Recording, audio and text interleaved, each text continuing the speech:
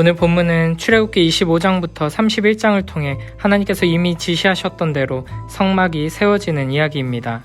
8절부터 19절에서는 성막 덮개를 만드는 내용이 등장하고 20절부터 34절에서는 성막을 둘러싸고 있는 널판 기둥에 대해 이야기하고 마지막 35절부터 38절은 성막 안에서 지성소와 성소를 나누는 휘장과 바깥문 휘장을 만드는 내용입니다. 하나님께서는 이렇게 이미 자세하게 말씀하신 내용을 한 번 더 반복하시면서 우리에게 들려주시고 성막이 그만큼 중요하다는 것을 보여주십니다. 물론 성막의 각각의 기구들과 구조들이 구체적으로 무엇을 의미하는지에 대해서는 우리가 정확하게 파악하기 어렵습니다. 그러나 신약 성경의 말씀들을 통해 확실하게 알 수 있는 것은 성막이 예수 그리스도를 예표한다는 것이고 에덴 동산의 축소판과 같다는 것입니다. 무엇보다 성막은 이스라엘 백성들이 그리고 우리들이 하나님께 나아가기 위해서는 은혜가 필요하다는 것을 분명하게 보여줍니다. 이스라엘 백성들은 성막을 통해서만 하나님께 나아갈 수 있고 하나님과 교제를 나눌 수 있었습니다. 마찬가지로 우리는 우리의 힘과 능력으로는 결코 하나님께로 나아갈 수 없습니다. 오직 우리 주 예수 그리스도를 통해서만 하나님께서 우리에게 행하신 일과 그 은혜를 통해서만 하나님과 교제를 나눌 수 있는 것입니다. 또한 앞서 성막 건축에 대한 자세한 지시의 말씀이 오늘 본문에서 실제로 이루어지는 장면으로 반복되는 것은 이스라엘 백성들이 하나님의 말씀대로 순종했음을 보여주는 것입니다. 이스라엘 백성들은 하나님의 명령 중에 몇 가지만을 선택해서 순종한 것이 아니라 하나님께서 말씀하신 모든 것에 대해 철저하게 순종하며 하나님의 뜻을 이루었습니다. 이를 통해 우리는 하나님의 말씀대로 온전히 순종한 이스라엘 백성들을 보고 교훈을 얻어야 할 뿐 아니라 이스라엘 백성들로 하여금 순종하게 하셔서 결국에는 말씀대로 이루신 하나님을 바라봐야 합니다. 하나님께서는 우리에게도 은혜를 베푸셔서 하나님의 말씀대로 순종하게 하시고 결국에는 우리를 통해 말씀하시고 약속하신 대로 하나님의 뜻을 이루실 것입니다. 8절에서는 마음이 지혜로운 모든 사람이 성막을 건축하는 일에 참여했다고 말씀하십니다. 하나님께서는 성막 건축 감독과 부감독으로 세우신 브살렐과 오홀리압을 중심으로 모든 재능과 기술을 가진 자들을 참여시키셨고 온 이스라엘 백성들이 감사와 기쁨으로 드린 예물을 재료로 해서 성막을 건축하게 하셨습니다. 우리는 하나님께서 사람들로 하여금 하나님의 집, 성막을 건축하게 하셨다는 것이 얼마나 놀라운 일인지를 잊지 말아야 합니다. 성막은 우주의 중심이자 에덴 동산의 축소판이라고 할 수 있습니다.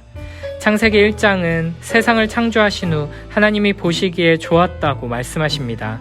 혼돈과 공허 속에서 하나님의 창조 질서가 나타났기 때문입니다.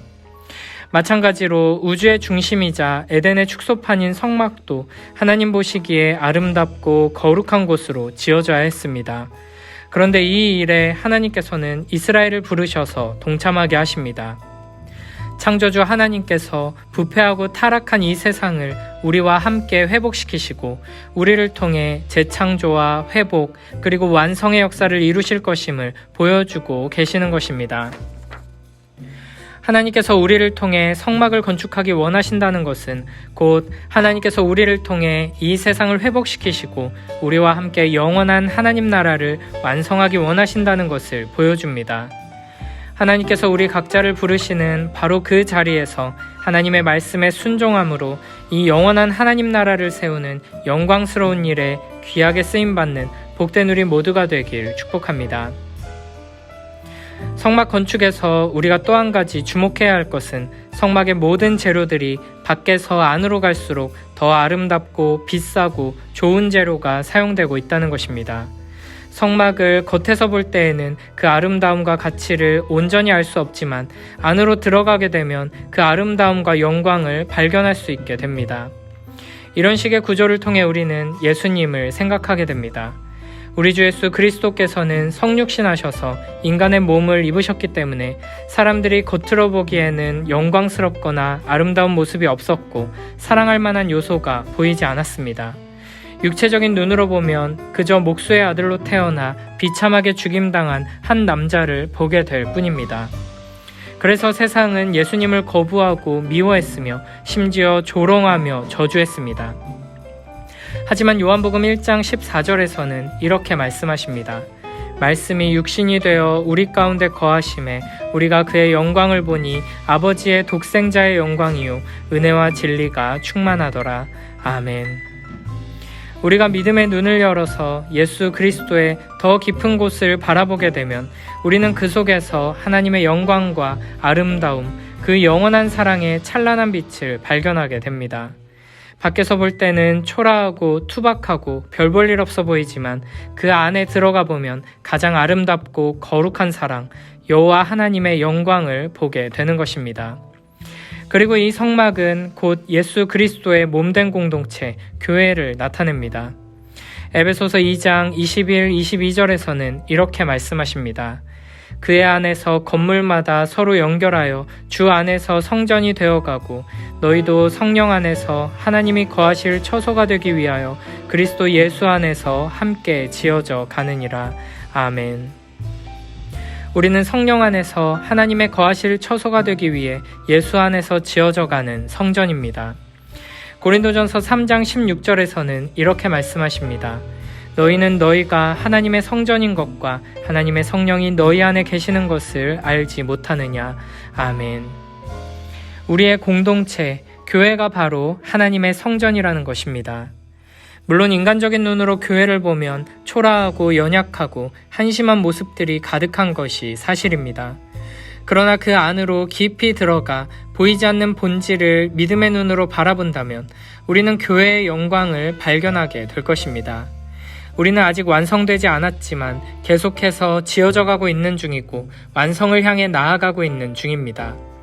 교회는 여호와 하나님의 처소로서 거룩한 성전으로 만들어지고 있는 중입니다. 그러므로 우리는 서로서로를 더욱 사랑으로 섬기며 참아주고 기다려줄 수 있어야 합니다. 하나님께서 하나님의 때에 우리를 온전케 하시고 자라게 하시는 것을 신뢰하며 지금 당장 연약하고 부족한 면들을 참아주고 용납해주고 인내하고 기다리며 사랑할 수 있어야 하는 것입니다. 그러면서 우리는 점점 더 교회의 안으로 깊이 들어가 하나님의 영광을 보기 위해 힘써야 합니다. 안으로 들어간다는 것은 믿음의 눈으로 본다는 것이며 인간적인 기준으로 판단하고 평가하는 것이 아니라 하나님께서 성경을 통해 분명하게 말씀하신 대로 교회의 영광을 바라보는 것입니다. 교회는 영광스러운 그리스도의 몸입니다. 겉으로 보기에는 볼품없고 질기기만 한 가죽으로 덮여있는 천막 같지만 흔하디 흔한 질그릇에 불과한 것 같지만 그 안에는 귀한 실로 수놓인 그룹들이 가득하며 사방이 황금으로 칠해져 있고 황금으로 만든 기구들이 있으며 황금으로 만든 언약궤 위에 여호와 하나님의 임재가 있습니다. 그러므로 우리는 믿음의 눈으로 교회를 보며 교회를 향한 믿음과 소망을 잃지 않고 더욱 깊은 곳으로 들어가기 위해 힘써야 할 것입니다. 고린도전서 6장 19절 20절에서는 이렇게 말씀하십니다. 너희 몸은 너희가 하나님께로부터 받은 바 너희 가운데 계신 성령의 전인 줄을 알지 못하느냐. 너희는 너희 자신의 것이 아니라 값으로 산 것이 되었으니 그런즉 너희 몸으로 하나님께 영광을 돌리라. 아멘. 앞서 고린도전서 3장 16절에서는 교회 공동체를 성전이라 표현했다면 여기서는 성도 한 사람 한 사람의 몸이 바로 성전이라고 말씀하십니다. 하나님께서는 모세에게 돌판에 친히 기록하신 말씀을 주셨고 그 언약의 돌판을 언약궤에 보존하셨으며 언약궤는 성막의 가장 깊은 자리인 지성소에 있었습니다. 그리고 이제 하나님께서는 모든 그리스도인들의 마음판에 성령으로 언약의 말씀을 기록해 주셨으며 그 안에 거하심으로써 우리를 성전으로 삼으셨습니다. 그러므로 우리는 우리의 몸이 더럽혀지지 않도록 주의해야 합니다.